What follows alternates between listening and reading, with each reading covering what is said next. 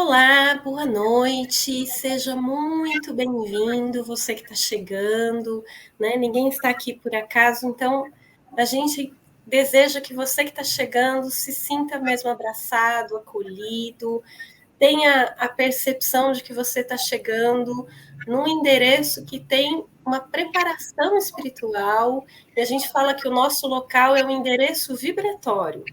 É um endereço que foi preparado pela espiritualidade. Então, a gente vai pedindo para você, do mesmo jeito que antigamente a gente sintonizava a rádio, né? Hoje a gente agora vai sintonizando nessa energia gostosa que a espiritualidade preparou para esse nosso encontro muito especial.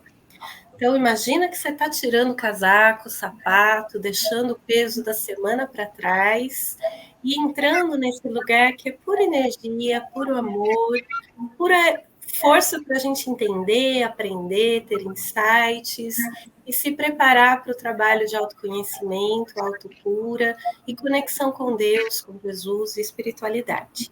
Então, você é muito, muito bem-vindo.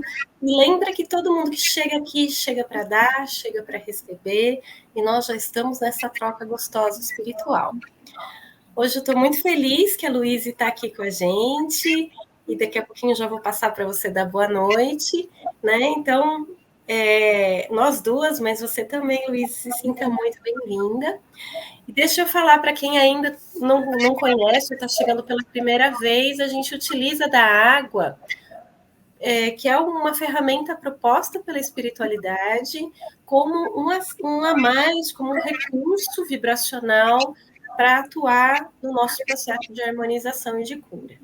Então, se não houver algo específico, especial, você pode pôr uma para a família toda, para casa, mas se houver uma necessidade de um trabalho individualizado, uma doença, um processo de cura específico, coloca uma para cada um, sempre lembrando de colocar um nominho para que a espiritualidade saiba qual que é de quem. E essa água, né, uma água filtrada, uma água mineral, você vai tomar pelo menos 2 vezes ao dia, a quantidade de uma xícara de café logo pela manhã e antes de dormir. Se você sentir necessidade de tomar mais, ou sentir intuição, porque às vezes a gente recebe a intuição da espiritualidade de tomar mais vezes, pode tomar. Sempre lembrando que quando tiver mais ou menos um terço, um quarto, você volta a completar, lembrando de mentalizar, agradecer, porque a espiritualidade seguirá atualizando e mantendo esse trabalho das energias, dos fluidos que são colocados nessa água. E aí, agora eu passo para você, Luiz, e dá um alô para o pessoal, e aí depois você já pode fazer a nossa prece inicial. Que alegria ter você aqui com a gente. Olá para todo mundo que está aqui. É com muito prazer que eu volto aqui para conversar um pouquinho, para dividir um pouquinho daquilo que eu busco aprender também, porque isso é aprendizado para todo mundo. E quero agradecer por esse trabalho acontecer, porque eu sei que ele transformou a minha vida, e eu sei que transforma a vida de muita gente. Então, nesse momento, eu vou pedir para que você feche seus olhos e comece a respirar bem fundo para ir acalmando o seu sistema. Acalma seu sistema. Vai respirando fundo e, nesse momento, coloca no colo amoroso de Deus tudo aquilo que você necessita, tudo aquilo que você veio buscar. Está nas mãos dele, que são as melhores mãos, que você pode deixar tudo aquilo que você está sentindo no seu coração. Que Deus possa trazer nesse momento para você a paz e a serenidade, para que de coração aberto você possa receber a misericórdia divina, você possa receber o amor de Deus, que é infinitamente grande, e que você está mergulhado nesse amor, que nesse momento você possa percebê-lo. E assim eu dou início às nossas reflexões sobre os processos de cura, que esses processos de cura, eles sejam conscientes, e porque eles estão mergulhados nesse amor de Deus. Nós estamos mergulhados nesse amor. Então, que a gente hoje possa refletir realmente sobre esses processos de cura de forma ativa dentro desse processo. Então, Sandra, se você puder colocar aqui a apresentação para nós. E eu começo com uma frase que eu vou voltar para ela lá no finalzinho, que se chama assim: eu quero me curar de mim. É uma canção. E no final eu vou deixar para cantar essa canção, eu quero me curar de mim. Mas pensa bem sobre essa frase. Eu quero me curar de mim. A gente fala tanto sobre se reconhecer, reconhecer a própria essência, a centelha divina, e esse curar de mim não fala sobre isso, mas sim sobre um processo egóico que a gente vive ainda, né? Sobre questões que não estão conectadas com essa centelha e que a gente acredita que seja a gente. Então, guarda essa frase que a gente vai voltar nela. E a partir daí, eu tenho algumas... Acho que pulou o slide está trocado, será? Eu acho que ele não abriu. Acho que ele está fora de ordem, Sandra. Deixa só eu ver. Às vezes o programa no processo de trazer dá umas mexidas, dá uma confusão. Mas tudo bem. De qualquer maneira, antes de entrar nas observações do Espírito André Luiz, a pergunta 135 do Livro dos Espíritos, ela questiona sobre o que acontece, né? Como acontece essa conexão, né? O que tem além da alma e do corpo. E aí os espíritos respondem que há o laço que liga a alma ao corpo, que seria o que a gente chama de perispírito. Então existe um corpo espiritual aí que liga o nosso corpo físico ao nosso espírito. E aí Kardec questiona ainda de que natureza é esse laço. Ele é semimaterial, isto é, de natureza intermédia entre o espírito e o corpo. É preciso que seja assim para que os dois possam comunicar-se um com o outro. Por meio desse laço é que o espírito atua sobre a matéria e reciprocamente. Então, o espírito vai atuar sobre a matéria e a matéria vai acabar levando as informações para o espírito também a partir desse corpo perispiritual. A gente não vai entrar no mérito exato da complexidade desse perispírito, que ela é muito grande, inclusive existem umas divisões de corpos aí nesse perispírito. E para nós, o que é importante hoje? Entender que toda essa comunicação entre corpo e espírito se dá através desse corpo fluídico, tá? Então, isso é importante a gente saber hoje com muita propriedade, que existe essa relação entre nosso espírito e nosso corpo a partir desse corpo espiritual. E no livro No Mundo Maior, o Espírito de André Luiz diz assim, que o perispírito é a roupagem do espírito e é preexistente e sobrevivente à morte do corpo material, transmitindo suas vontades ao corpo físico e as impressões do corpo físico ao espírito. Ou seja, a gente não perde esse corpo perispiritual quando a gente deixa a matéria densa. Esse corpo permanece recebendo essas informações do espírito. Aí agora eu vou continuar com a evolução em dois mundos. Basicamente, o que o Espírito André Luiz nos explica em relação à formação do nosso corpo físico é que a gente tem um poder mental sobre a formação do nosso corpo. Então, a gente tem um poder nas nossas células. Aqui ele diz assim, né, que as células, tá, elas articulam-se em múltiplas formas. Então, a gente tem uma formação celular que dá formato para nossa pele, para o nosso cabelo, para os nossos olhos, nossos órgãos, adaptando-se. Então, as células se adaptam às funções que cada célula compete, cada função, né, do nosso corpo precisa ter. E a maneira de peças eletromagnéticas inteligentes, ou seja, o nosso corpo vira uma máquina, né? Então, isso é um processo inteligente. E nesse livro, o André Luiz, ele delineia como funciona o processo de evolução da célula, inclusive, para que ela seja receptiva a esse processo, né? Então, até chegar nesse corpo mais complexo que é o corpo humano.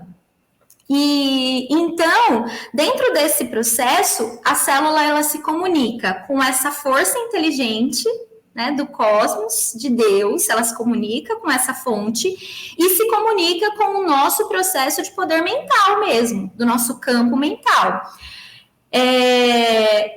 Até aqui é muito interessante que ele usa, né, a frase: as células, né, elas atendem com precisão matemática aos apelos da mente. Ou seja, nós realmente temos um poder sobre o nosso corpo, sobre as nossas células. E elas são compelidas, então, à disciplina perante a ideia orientadora, que as associa e governa. Então, sim, o nosso campo mental governa as nossas células. Claro que já anteriormente regidas por Deus, pelo princípio inteligente. Porém, a gente está inserido no livre-arbítrio. Então, sim, o nosso campo mental tem poder dentro do funcionamento do nosso corpo. Basicamente, aqui ele está dizendo a mesma coisa, né? Que essas células, a mobilidade delas dependem, né, das funções desse mar interior que a gente tem. Então, como ela vai funcionar a partir daí? Então, ela se formou, eu tenho um órgão formado, né? Sei lá, formei o meu coração. Ele não vai deixar de ser o coração ali, mas ele vai funcionar de acordo com os apelos da minha mente, tá? Então, ele está sujeito ao corpo que ele está. E aí, conforme você modifica esses estados emotivos de consciência e você modifica todo o seu plano mental ali, você vai ter alterações, inclusive, hormonais no seu corpo. E André Luiz também, ele explica, né, sobre o acoplamento do perispírito no corpo físico através das glândulas. Então, existem ligações muito fortes. Então, a partir do momento que eu tenho uma influência mental, obviamente eu vou ter influência mental nessas células, eu vou ter uma influência mental em relação aos hormônios e ao funcionamento metabólico do meu corpo. E por que, aliás, só voltando um pouquinho, por que eu comentei isso? Lembra que a gente está falando sobre processos de cura. Processos de cura, eles têm a ver, basicamente, com a gente superar questões que são, às vezes, que estão ali, às vezes, há muito tempo na nossa consciência ou subconsciente, né? Às vezes elas estão veladas. Então, a gente precisa entender esse mecanismo de troca para poder colocar realmente a nossa mente para funcionar em favor do nosso corpo, né? Então, realmente ter consciência sobre os nossos processos biológicos, inclusive. E aí, a gente, comentando dentro dessa vasta literatura espírita sobre esses processos, a gente também consegue encontrar em outras culturas, outros estudos, algo convergente, que vem dizer para a gente quanto a nossa mente e as nossas emoções interferem no nosso estado biológico. Então, lá na medicina chinesa, por exemplo, o que significa a medicina chinesa? São várias técnicas. Então, a gente tem o herbalismo, a acupuntura, massagem, as meditações, que também não são apenas da medicina chinesa. Então, a medicina chinesa, ela acredita que a causa das doenças está no desequilíbrio da força vital no corpo. Então, lá o André Luiz, ele fala sobre o fluido vital. E aqui na medicina chinesa, fala sobre esse desequilíbrio também, da força vital. E é aonde esse desequilíbrio, ele desemboca nas doenças. Doenças que a gente entende como físicas, porém, elas têm uma origem causal, né, lá antes de chegar no corpo físico. Então, onde está esse desequilíbrio? Então, o desequilíbrio dessa força vital ou do nosso fluido vital, ele está no desequilíbrio daquilo que a gente pensou, daquilo que a gente sentiu, ou como a gente sentiu, como a gente pensou. Então, percebe que a gente tem uma convergência de ideias. E para a medicina chinesa, existem diversos fatores que podem causar esse desequilíbrio. Então, fatores externos, como vento, frio, calor, fatores internos, as emoções, as crenças, ou fatores comportamentais. Então, uso de substâncias nocivas, alimentação desregulada. Ou seja, aqui na medicina chinesa, a gente compreende, então, que esse desequilíbrio da força vital vem lá do meu campo mental, emocional e desemboca no meu corpo físico, ou eu tomo algumas atitudes que vão debilitando o meu corpo físico e vão desequilibrando também minha força vital, e isso retorna em forma de doença. E o que é interessante dentro dessa proposta da medicina chinesa é que ela não trabalha com cura apenas, mas prevenção, consciência, tomada de consciência, para que eu possa prevenir uma doença que eu viria a ter se eu tivesse alguns hábitos que não fossem salutares para mim. A Cristina Cairo, ela é uma educadora física. Eu a conheci pela Faculdade de Educação Física, eu estudei um livro dela, né, A Linguagem do Corpo, mas ela é psicóloga, parapsicóloga, ela é especialista mesmo em linguagem do corpo, mas não só a linguagem corporal, porque às vezes a gente ouve falar sobre linguagem corporal no sentido de movimento que a gente faz significa alguma coisa. Não. Ela fala sobre linguagem corporal, inclusive, cada órgão nosso está relacionado com um determinado tipo de emoção e um determinado tipo de hábito que eu tenha na minha vida. Então, a partir do momento que eu modifico um hábito que não é salutar, eu vou estar curando ou melhorando o equilíbrio da energia que chega para determinado órgão. E ela fala muito sobre esses aspectos psicológicos, emocionais, espirituais, que estão em cada parte do nosso corpo, cada doença, às vezes até acidentes ou desequilíbrios que nos acontecem, né? Então, ela fala que essas origens emocionais mesmo são muito contundentes nesse processo de criação da doença. E, além disso, é muito interessante ela contar sobre as experiências dela. Tem um exemplo até que ela foi internada por conta da vesícula, que ela ia ter que tirar a vesícula e ela ficou internada. Aí diz que ela parou, ela falou, eu estou trabalhando muito. E a vesícula, ela trabalha, né, bastante. Ela falou, não, estou trabalhando muito, estou sobrecarregando minha vesícula. E aí ela falou que ela começou a conversar com a vesícula dela, lá no hospital. E ela falava assim, eu decidi, viu? Eu vou trabalhar menos. Eu vou me organizar, eu vou trabalhar menos. Vesícula, fica tranquila. E ela disse que imaginou a vesícula como uma menininha, como se fosse uma menininha. E tinha uma conversa com essa vesícula. E ela começou esse processo. Falou, não, eu juro para você, eu vou parar de trabalhar muito, eu vou melhorar. Aí, 3 dias depois que ela estava internada, o médico retomou para fazer o exame, para fazer a retirada da vesícula. Ele falou, isso é muito estranho. Ela falou, o que é estranho? A vesícula dela estava sarada, não tinha mais nada. Então, o que ela mudou? Ela mudou o comportamento. Então, às vezes, a gente tem uma noção, eu preciso mudar alguma emoção. Às vezes, eu preciso mudar um modus operandi. Preciso mudar um comportamento que eu venho tendo, e não apenas uma emoção. Então, é muito interessante, quem tiver a curiosidade de buscar essas falas dela, né, nesse sentido, né, das emoções, essa ligação da emoção com algum órgão, isso é muito interessante. E ela fala também que a base para qualquer cura, seja numa mudança de comportamento ou numa mudança emocional, é o amor e o perdão. E ela fala, inclusive, sobre o alcance do amor pleno mesmo, né? Esse amor divino. E que esse é o melhor caminho para a gente se curar.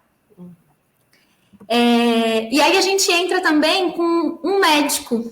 Então, eu tenho uma psicóloga, tenho a medicina chinesa, né, uma medicina considerada uma medicina alternativa, e aí eu tenho um médico aqui agora para apresentar, que acho que muitos conhecem, que é o Deepak Chopra. Ele é um médico que ele une a medicina tradicional com a medicina Ayurveda, ou medicina védica, que é um conhecimento milenar indiano, né? E ele tem um livro que se chama A Cura Quântica. Então, lá ele explica, né, que o nosso corpo ele tem uma rede de inteligência. E é essa rede de inteligência que vai conseguir determinar o nosso estado de saúde. Se a gente está bem integrado, como ele diz, à natureza, já que ele acredita que nós estamos ligados às forças do cosmos em nível celular. Lembra lá do André Luiz? Que ele falou das nossas células? O quanto a gente tem um poder mental em relação às nossas células e o quanto as nossas células estão ligadas a Deus, né? O princípio inteligente. E aí vem Deepak Chopra, um médico, falando que nós estamos ligados em nível celular com as forças do cosmos. Você vê como convergem as informações. E para ele, a medicina aqui na Terra ainda, né, não é assim como ele fala, mas como a gente entende, ele acredita que existe uma lacuna, até tem um desenho nesse livro, ele fala sobre a lacuna que existe para nossa percepção do que acontece entre o nosso sentir e pensar com a nossa ação celular, ou com as nossas sinapses, né, com essa informação magnética, que a ciência ainda não conseguiu fazer o exato momento dessa junção do nosso pensamento com a matéria. Porém, ele fala assim, muito embora ainda não seja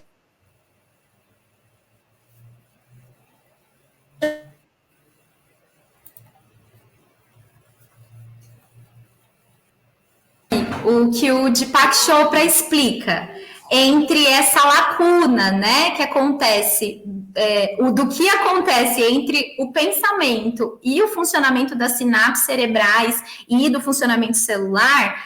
Ele fala que apesar da ciência não conseguir ainda com exatidão esse momento, é certo que há essa interação e há uma influência desse pensamento no funcionamento das sinapses cerebrais e, por consequência, do nosso corpo. Então, ele fala da importância, né, do pensamento individual com as unidades fundamentais da matéria e da energia. Então, a gente está falando da movimentação do nosso corpo físico e, no meu entendimento, também do corpo perispiritual, porque é onde acontecem essas movimentações energéticas. Ele possui um centro de reabilitação, que as pessoas vão até lá, então trabalham com ele a partir dessas energias positivas, meditação transcendental, e ele conta alguns casos no livro, inclusive de curas de câncer, em que a pessoa, através desse processo de meditação, ela consegue compreender aonde o câncer está nela, qual é a causa do câncer dela. E a causa, ela está lá, novamente, nas emoções, na produção de pensamento a partir daquilo. E tudo isso a gente consegue compreender, então, a partir dessas visões tão díspares, né? em termos de lugares e pessoas. Então, a gente tem a medicina Ayurveda, a medicina tradicional, a gente tem a parapsicologia, psicologia, educação física, a gente tem a medicina tradicional chinesa, para mostrar para a gente que, na verdade, aquilo que a gente tem como visão de doença no nosso corpo tem uma desestruturação, um desequilíbrio que é anterior ao nosso corpo físico. E por isso, as cirurgias espirituais acontecem. Porque muitas coisas a gente não tem aqui no corpo físico capacidade de observar do que está acontecendo aqui, né? Porque o campo vibracional é diferente, os nossos olhos não estão conseguindo enxergar ainda. Mas, ao mesmo tempo, é possível essa tomada de consciência. E aí, o que seriam essas cirurgias espirituais? São intervenções no campo fluídico do corpo perispiritual, que elas vão trazer benefícios diretos para o corpo físico, porque, obviamente, se eu tenho um acoplamento de um corpo energético que foi modificado, a energia dele vai reverberar e vai aparecer no corpo físico. E essas cirurgias, elas podem ou não ter intervenção mediúnica. Por que eu falo isso? Porque a gente sabe que as cirurgias espirituais não necessariamente precisam ter um médium de cura. Porque se eu tenho fé, se eu sei que eu vou ser curado, com certeza a espiritualidade maior envia seus missionários até nós. E são realizadas cirurgias espirituais sem aquele magnetismo animal, fluido, vital aqui dos encarnados. Então, é possível ter essa intervenção ou não de um médium de cura para a realização dessas cirurgias espirituais. Acho que não apareceu dos médicos, mas não tem problema, eu vou falar um pouquinho sobre eles. O Dr. Fritz, que é um médico conhecido já no meio espírita, né, que realiza cirurgias espirituais. Hoje, ele não trabalha mais com esse médium, né, do livro, até vou mostrar para vocês. Eu tirei essas informações, né, sobre o Dr. Fritz, do livro do Roberto Barbosa, Cirurgias Espirituais, então, que ele trabalha com o Dr. Fritz. E no caso do Roberto, ele trabalha com cirurgias sem limpas, então toda a energia é passada através da mão do médium. E o Dr. Fritz, ele se considera um trabalhador, né, que ainda necessita de evolução espiritual. Ele fala que a gente como a gente, como se ele estivesse encarnado ainda, com dificuldades, desafios e uma grande vontade de servir. Ele estudou, o Dr. Fritz, ele conta que depois que ele desencarnou e passou por um período, né, de dificuldade na espiritualidade, ele estudou por cerca de 20 anos antes de começar a realizar cirurgias espirituais, porque ele queria se aprofundar. Então, ele sempre foi muito aplicado na medicina. Então, às vezes a gente tem a ideia de que já está vendo tudo na espiritualidade, mas não, eles estudam muito para poder fazer essas intervenções da melhor maneira possível. E ele fala assim que dentro desse processo das cirurgias espirituais, às vezes as pessoas acreditam que a cirurgia só está acontecendo ali ao deitar na maca. E, na verdade, desde que você entra no ambiente, já tem outros médicos de outras especialidades, enfermeiros, espíritos trabalhadores que estão ali para identificar o que está acontecendo com cada paciente e, inclusive, prepará-los para a cirurgia que vai acontecer lá na maca. Então, ele conta que, às vezes, tem pessoas que, antes de entrar, precisam ir ao banheiro ou precisa beber água, enfim, algumas intervenções são necessárias antes desse paciente deitar na maca. O Dr. Fritz também, ele fala que existem muitos aparelhos que a gente não enxerga aqui, lá na espiritualidade. Então, eles usam aparelhos avançados que vão fazendo diagnóstico naquele paciente e, ao mesmo tempo, eles conseguem tratar esse paciente. E é muito interessante que ele fala que existem cirurgias que as pessoas, espiritualmente, né, no corpo perispiritual, elas saem com equipamentos acoplados né, no corpo da pessoa, e esses equipamentos, à medida que vão sendo desnecessários ali naquele procedimento, ele vai se desfazendo, se diluindo. Na equipe do Dr. Fritz, é uma equipe multidisciplinar, que eles têm, assim, psicólogos, terapeutas, várias especialidades médicas, porque cada paciente tem uma necessidade, então eles conseguem fazer essa intervenção por conta da multiplicidade mesmo de conhecimento que tem ali. E ele fala que uma das coisas que transformou o trabalho das cirurgias dele também foram os magnetizadores e doadores de fluidos. Então, dentro da sala de cirurgia tem o médium de cura, que está recebendo o fluido diretamente dele, e tem os magnetizadores que eles auxiliam com passes. Então, por exemplo, tem cirurgias que ele pede para a pessoa, ele inicia o processo e depois ele pede para as pessoas, os magnetizadores, dá um passe dispersivo aqui no chakra coronário. Esse aqui um passe concentrado aqui no chakra frontal. Às vezes ele pede alguns passes bem específicos para cada tratamento de cada cirurgia. E aí, depois que esse magnetizador passa pela mesa, ele volta e finaliza a cirurgia. Então, é um trabalho realmente de união. E ele fala sobre essa união e a eficácia do trabalho. Então, nesse cenário, ele está unindo os fluidos do médium de cura, das pessoas encarnadas que estão ali no trabalho, os fluidos espirituais dele e das energias da natureza e energias telúricas, energias da Terra. E dentro desse processo... Filho, por favor. Tá acabando já, meu amor, tá bom? Ele sabe também, viu, sobre cirurgias espirituais. Eu sempre comento com ele, falo sobre os médicos da espiritualidade, ele sabe sobre o nosso assunto aqui. E o Dr. Fritz, ele fala, então, sobre as técnicas cirúrgicas, que elas vão se aprimorando também, mesmo na espiritualidade. Por exemplo, ele trabalha com uma técnica para pessoas que têm vícios, então, às vezes, vícios em cigarro, álcool, enfim, vícios de diversas naturezas. Dentro dessa cirurgia, ele explica que espiritualmente é feito como se fosse uma hemodiálise de fluidos, de tudo aquilo que está impregnado no corpo físico da pessoa, porque a proposta dele é limpar este corpo físico das substâncias químicas que causam essa dependência, para que a pessoa pule o estágio da falta, que o corpo sente falta.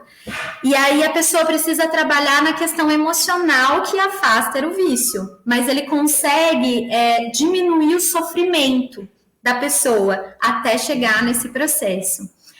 Então, essa é uma das técnicas do Dr. Fritz. E a gente, assim, tô colocando o nome mesmo para a gente saber que na espiritualidade, cada médico, cada trabalho vai ter o seu direcionamento, para a gente ver que não é algo único, é algo muito lindo, na verdade. Um vai aprendendo com o outro, vai adicionando elementos, e isso é muito... até refazedor saber disso, saber que a gente está sendo realmente cuidado. E ter a real noção do que acontece do lado de lá é importante também para que a gente tenha clareza do processo aqui. Porque às vezes a gente não sente no corpo físico. Às vezes você precisa de uma sensibilidade um pouquinho maior para conseguir, uma sensibilidade às vezes até mediúnica, para poder realmente às vezes sentir. Ele comenta isso também. Quanto maior a abertura mediúnica, mais a pessoa vai sentir o corpo físico. Depois de uma cirurgia espiritual. Mas isso não significa que a cirurgia não foi feita e não vai ser repassada ao corpo físico, né? É apenas uma questão de sensibilidade mesmo. E aí eu trouxe também, para a gente finalizar a nossa reflexão, também as impressões do Dr. Hans Elisey.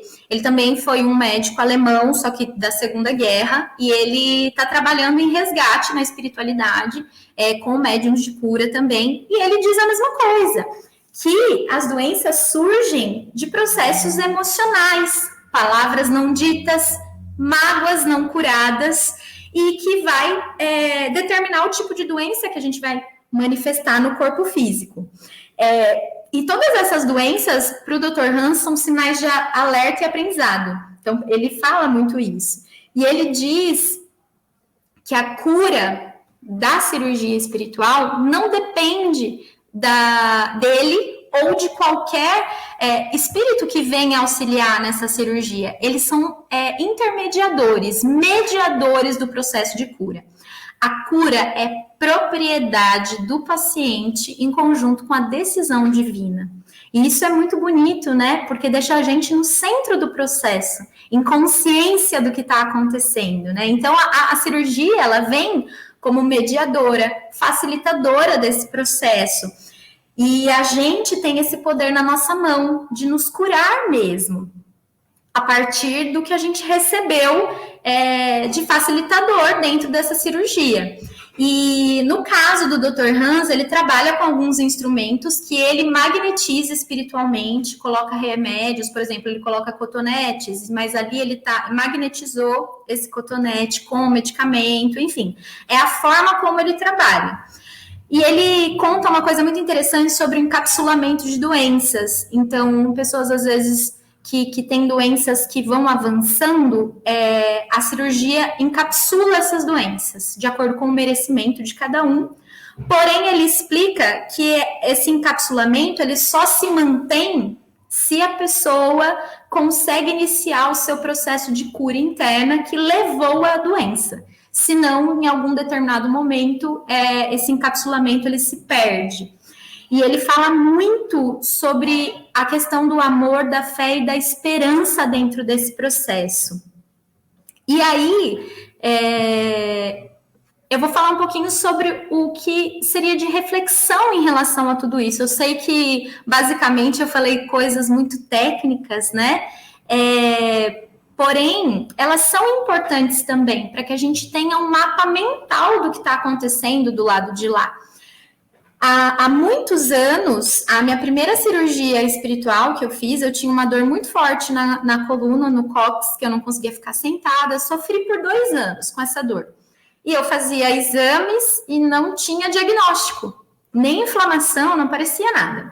E quando eu fui fazer a cirurgia espiritual com o Dr. André, em 2000, nossa, nem lembro direito, mas faz um tempo. Eu lembro que ele falou assim para mim, sabe por que não aparece em nenhum exame?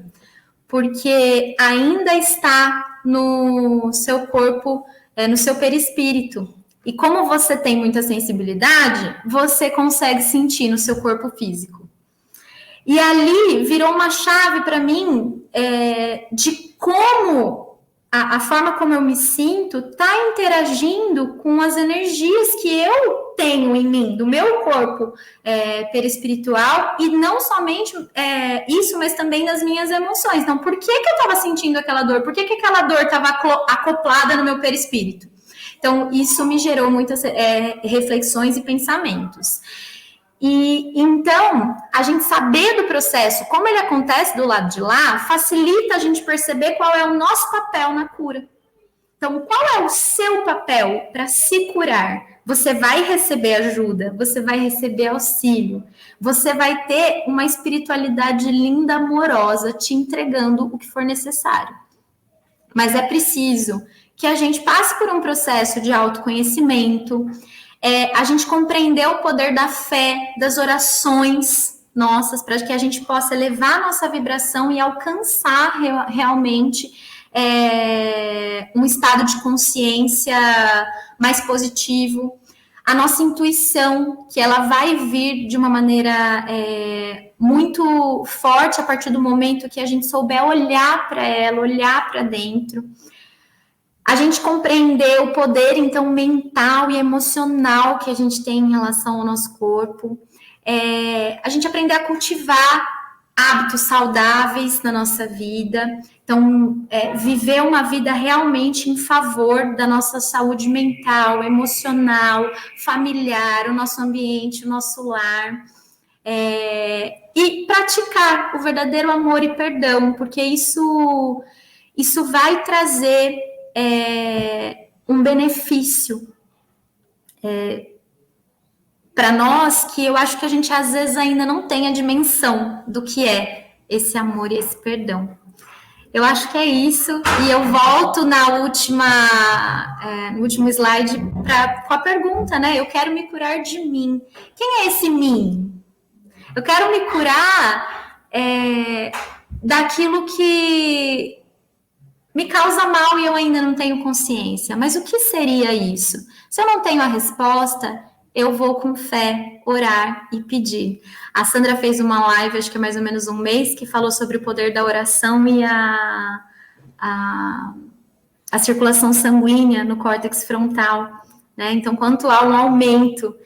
Então, isso já mostra tudo que a gente falou tem relação. Então, quer dizer, o sangue vai funcionar porque eu estou lá no meu poder mental, emocional, trazendo essa informação para o meu corpo trabalhar melhor.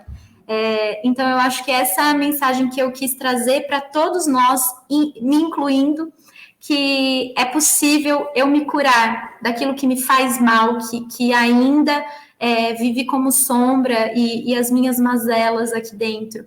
E que eu tenho, quando digo eu, todos nós, né? Temos apoio da espiritualidade. E é isso. Muito obrigada.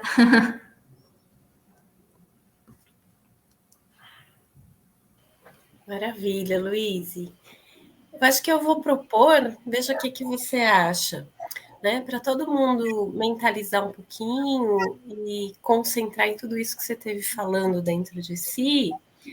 E enquanto você canta a música, o pessoal sentir a presença da espiritualidade e eles trabalharem nas águas, e aí a gente finaliza, pode ser?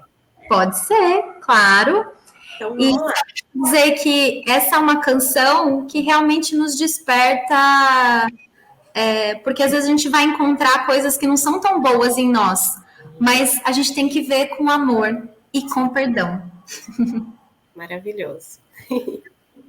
Sou a maldade em crise, tendo que reconhecer as fraquezas de um lado que nem todo mundo vê. Fiz em mim uma faxina e encontrei no meu umbigo o meu próprio inimigo que adoece na rotina. Eu quero me curar de mim, quero me curar de mim, quero me curar de mim. O ser humano é esquisito, armadilha de si mesmo. Fala de amor bonito e aponta o erro alheio. Vim ao mundo em um só corpo, esse de 1,60 m. Devo a ele estar atenta. Não posso mudar o outro. Eu quero me curar de mim. Quero me curar de mim. Quero me curar de mim. Vou pequena e pianinho fazer minhas orações. Eu me rendo da vaidade que destrói as relações. Pra me encher do que me importa, preciso me esvaziar. Minhas feras encarar, me reconhecer, hipócrita. Sou má, sou mentirosa, vaidosa e invejosa. Sou mesquinha, grão de areia, boba e preconceituosa.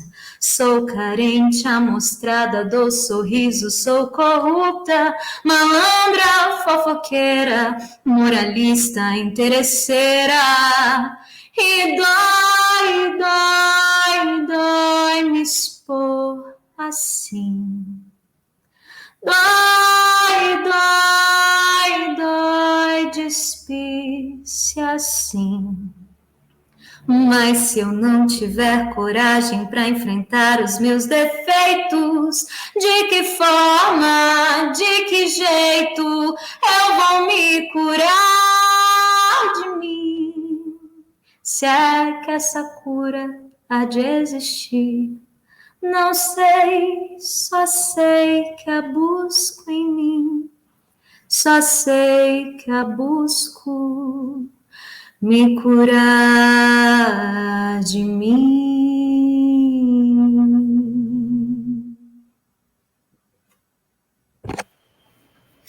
Gratidão, querida, gratidão pela sua partilha, pela sua entrega, pelo aprendizado aí que você partilhou com a gente. E devagarzinho essas compreensões vão ajudando a gente também a se abrir melhor, né? Eu muitas vezes ouvi isso da espiritualidade lá no centro da BE, que havia muita disponibilidade do céu para nos ajudar e nem sempre muita abertura da gente para receber. E não é porque a gente só não confia, às vezes também, mas porque de verdade é difícil a gente se abrir, de verdade é difícil a gente se conectar com a própria sombra, ter compaixão de si próprio, né? Ter coragem de acolher o que é mal cheiroso dentro da gente, né? E todos nós temos. Então, gratidão profunda, né? Cada olhar que a gente amplia sobre esse processo de cura nos torna capazes de receber melhor. Então, que cada um também tenha sentido essa energia tão linda sua, da sua arte, da sua música, da sua energia linda de alma. Gratidão a cada um de vocês por estarem com a gente, por trocarem essa energia tão linda. Gratidão, espiritualidade. Gratidão profunda, Luiz. Uma ótima quinzena para vocês. Aí, se vocês quiserem também despedir do pessoal, a gente conclui. Eu que agradeço a oportunidade, porque eu sempre falo que quando me aparece a oportunidade de falar, é porque eu estou precisando refletir e aprender. Então, eu que agradeço por vocês me ouvirem. Isso são reflexões minhas, estão longe de ser verdade absoluta, mas estão num caminho de profunda vontade de melhorar. Então, acredito que seja um caminho bom para a gente começar. Obrigada. Um beijo com carinho, né? Até daqui 15 dias.